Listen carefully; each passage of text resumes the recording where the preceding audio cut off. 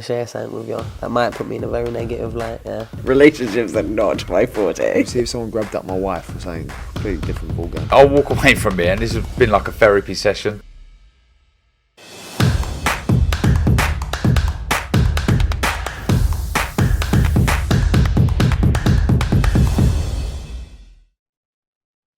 Razabani for IFL TV, proudly sponsored by Everlast. With me on Zoom, the knowledge himself, Spencer Fearon. Spencer, firstly, apologies. I've got a bit of a sore throat, but we're still going to do this because it's important. Last night, we saw a emphatic victory for Liam Smith over Chris Eubank Jr. I know you watched the fight. Did that surprise you? Are you saying this for camera? Because you know my thoughts on the fight, which I wasn't going to allude to and go too hard on.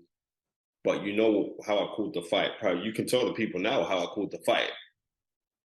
You can tell them, Raz. You did say Liam Smith is technically a better boxer than Chris Eubank Jr. I didn't think listen, I'm going to be real with you. I didn't think he could stop him. Because we've gone on about the toughness of Chris Eubank Jr. and the chin. He's got a phenomenal chin. Right? But yeah, it was different to say the least, bro. Chris Eubank said in an interview that up until the knockout, he was dominating. He used these words. He was dominating the fight. Listen to me, yeah? I've seen this on too many people.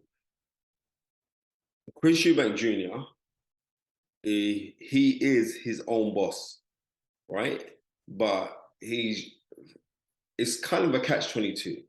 Do you sell yourself to the media, as he's done? He's been very, very good at it. And he has had good success from selling himself to the media in the way that he has.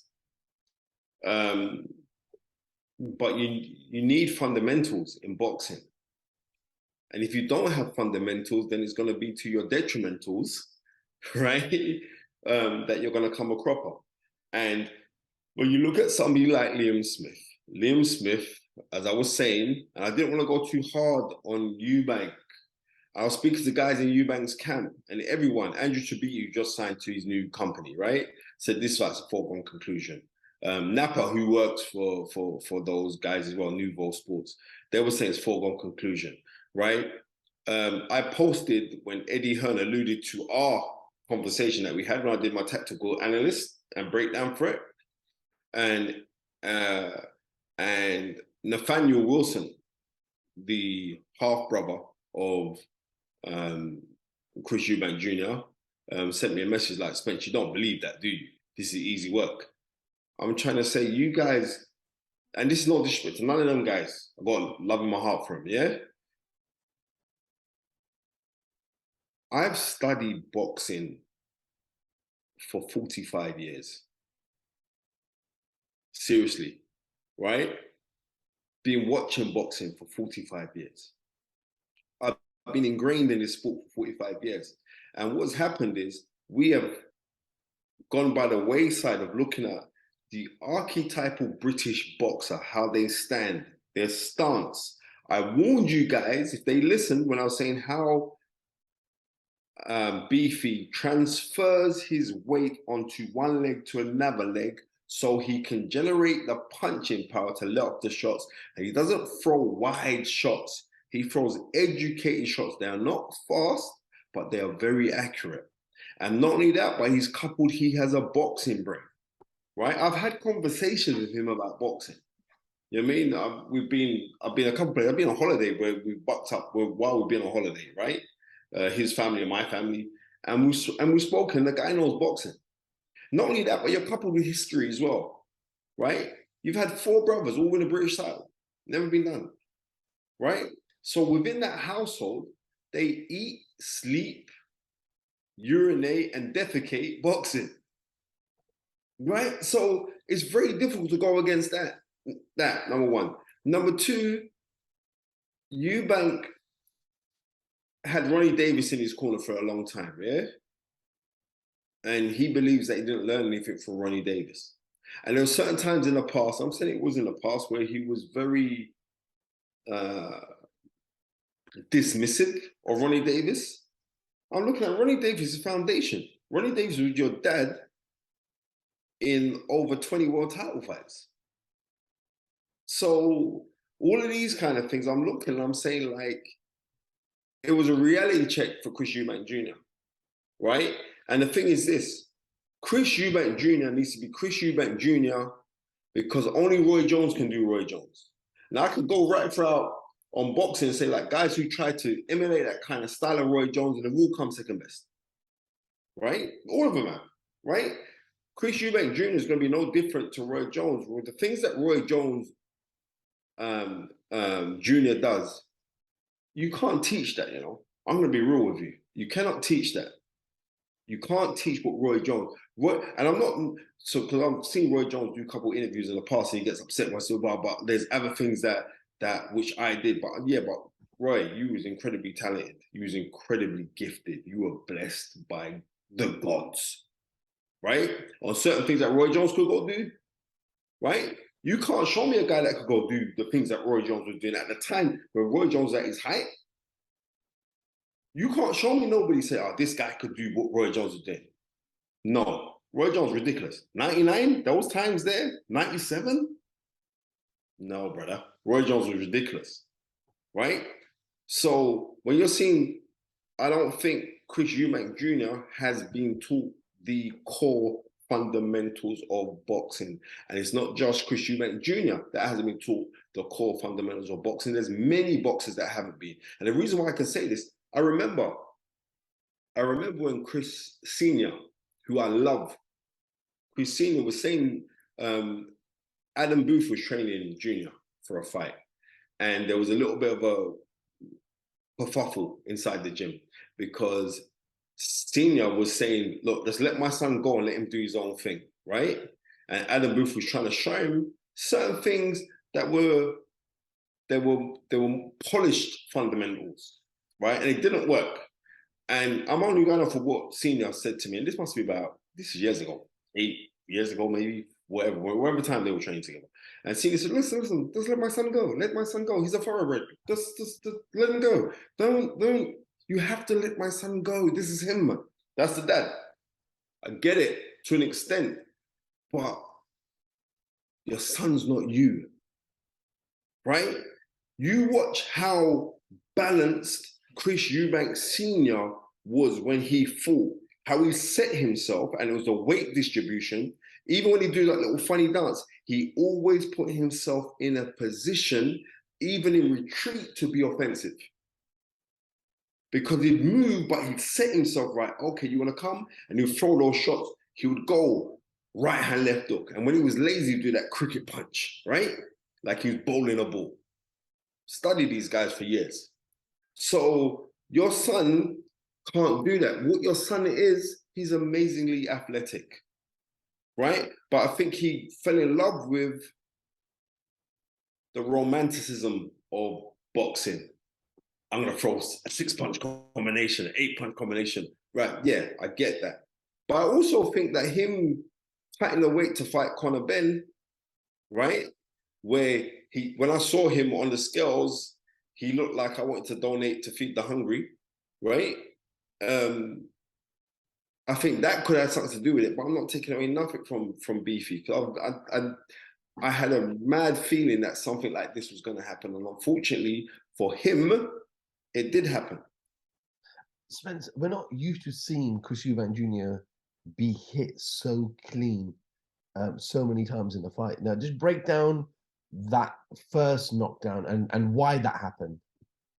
Why did the first knockdown happen? Yeah, what mistakes did Junior make, and what did he do so well? Anybody listen to the technical analysis that I did with you last week?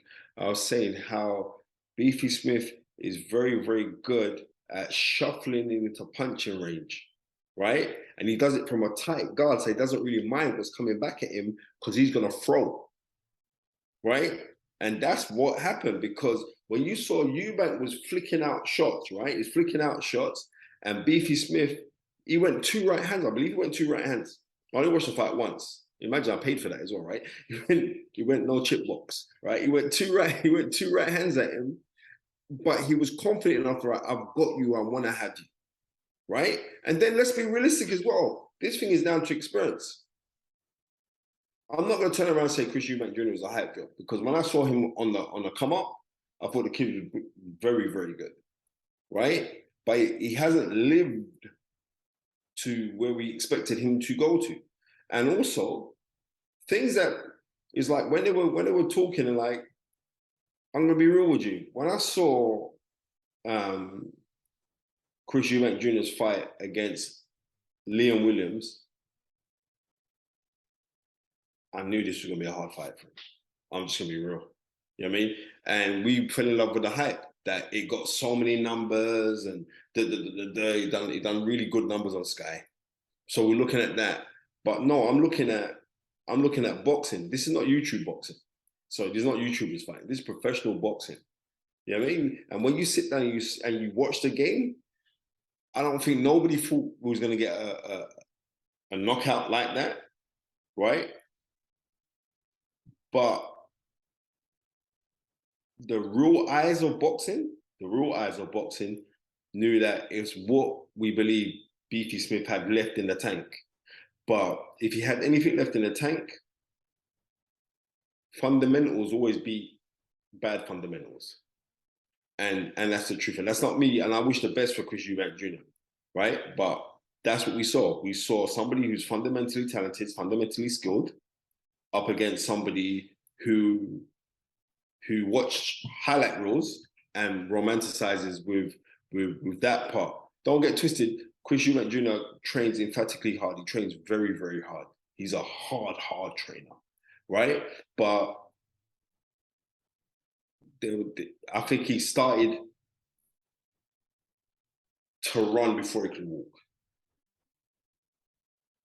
And that's me just being truthful.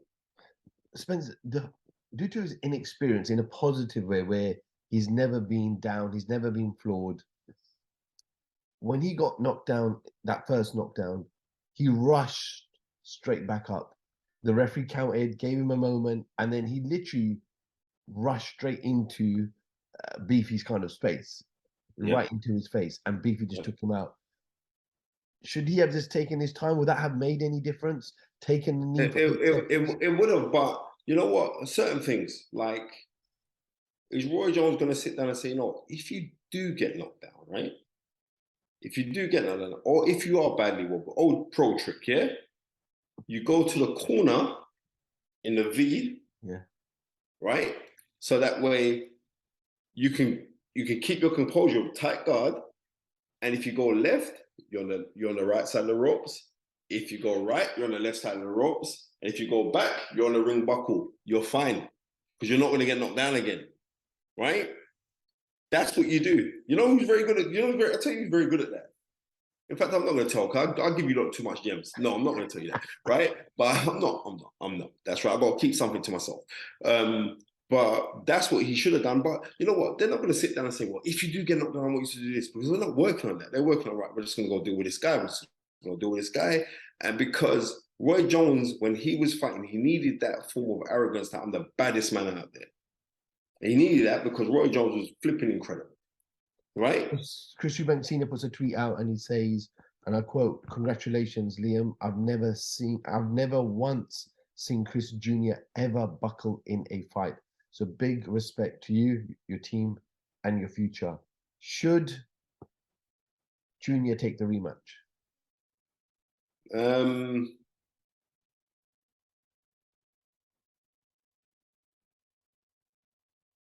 Is the weight an issue? No.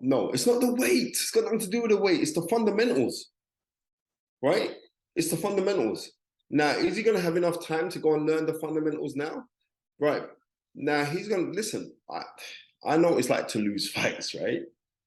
And then you're going to have doubts. You're going to have little demons. You're going to have demons going in there now, right? Let's see how strong you are to come back. But unfortunately, this is what happens. He sold the fight really well. And you know what? Liam Smith has to count his blessings as well, because if it wasn't for Eubank, you would never have been fighting on pay-per-view. You wouldn't have been. At this stage of your career, you wouldn't have been, right? I hope that he prays that that Eubank comes back to take the rematch. You know what I mean? If I was Eubank, where else is there for him to go?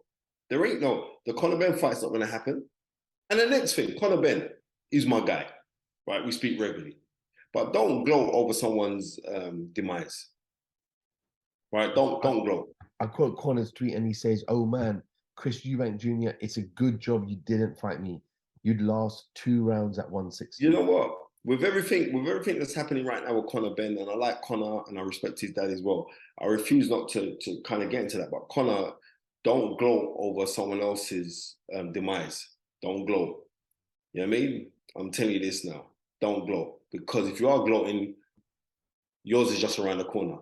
If you're wishing somebody success, yours is around the corner. And if you're gloating over someone as well, yours is around the corner. I know you two ain't too keen on each other and all the rest of it, but trust me, do not gloat on anyone. That's what I'm saying on that. And I'm saying right now, with everything that's going on right now, and everyone's pointing the finger at you, right? Don't gloat, because people are still going to say, "Oh, shut your mouth, you're a drug cheat."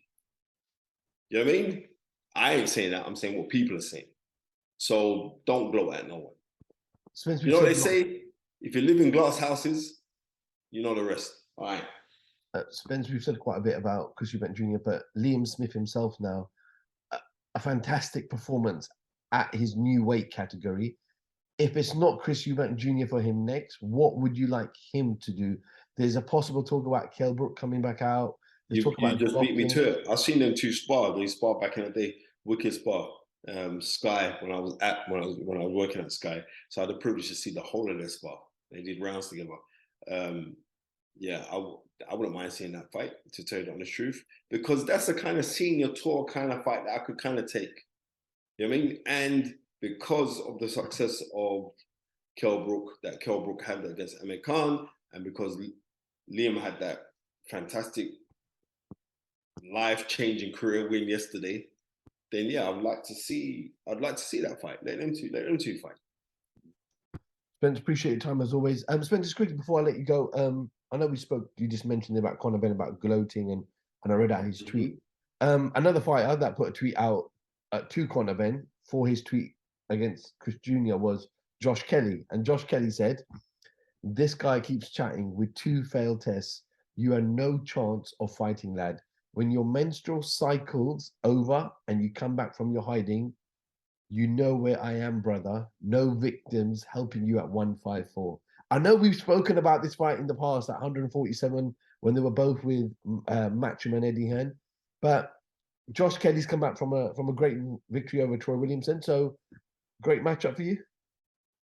Yeah, it is a great matchup, but Josh Kelly needs Conor Benn more than Conor Benn needs Josh Kelly. Let's just be real. You know what I mean? But I'd love to see it, because Josh Kelly, like I said, I believe that he's really, really, really talented, and he's a very, very good fighter. Spencer Fearon, yeah. Wait a minute, 1 second.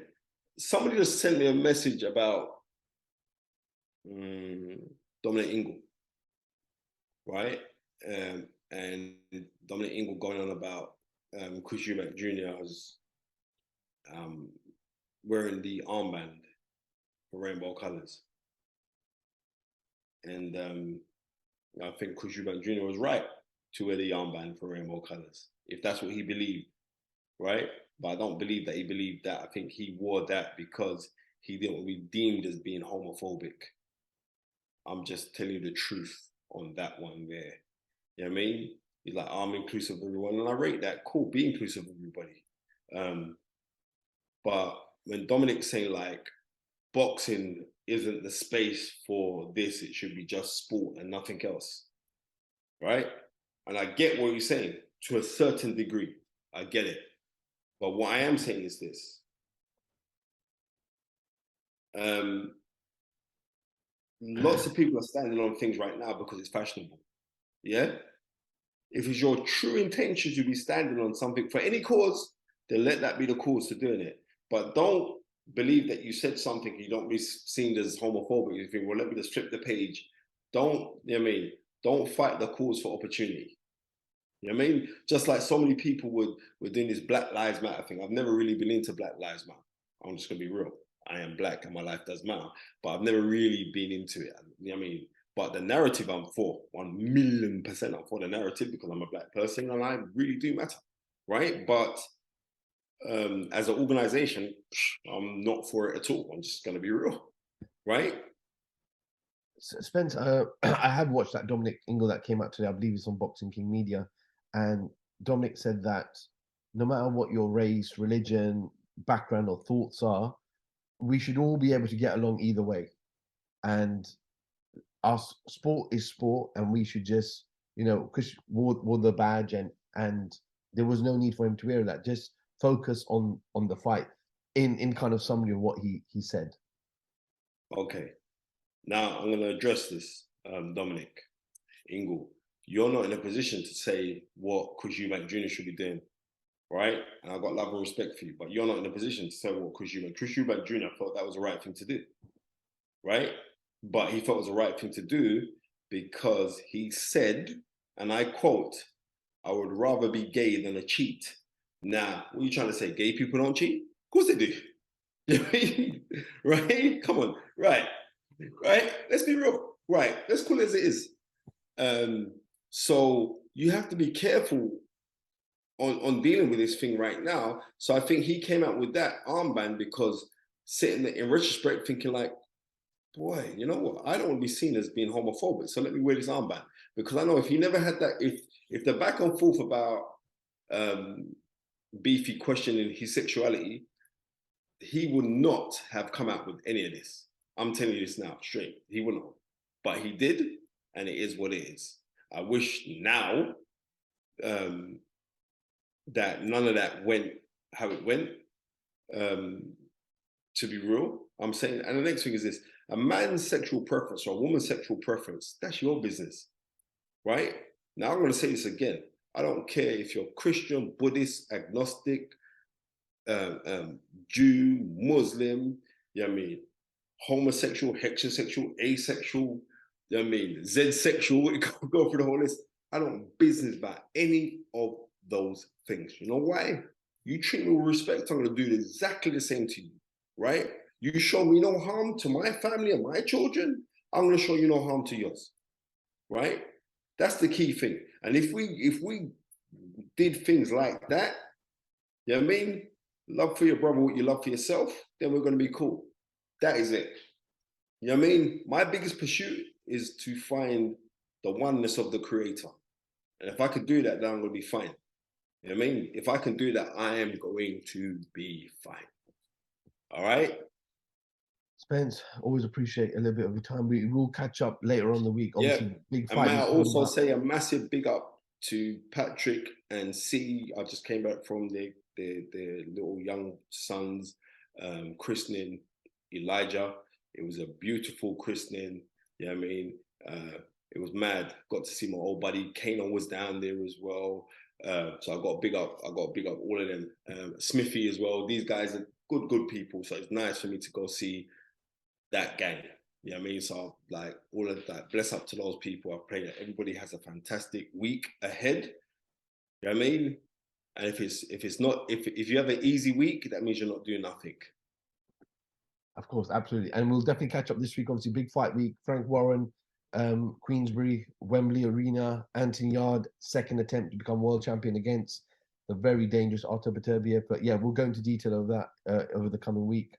Spencer Fearon for IFL TV. Thank you very much. Might put me in a very negative light, yeah. Relationships are not my forte. See if someone grabbed up my wife for saying completely different ballgame. I'll walk away from it, and this has been like a therapy session.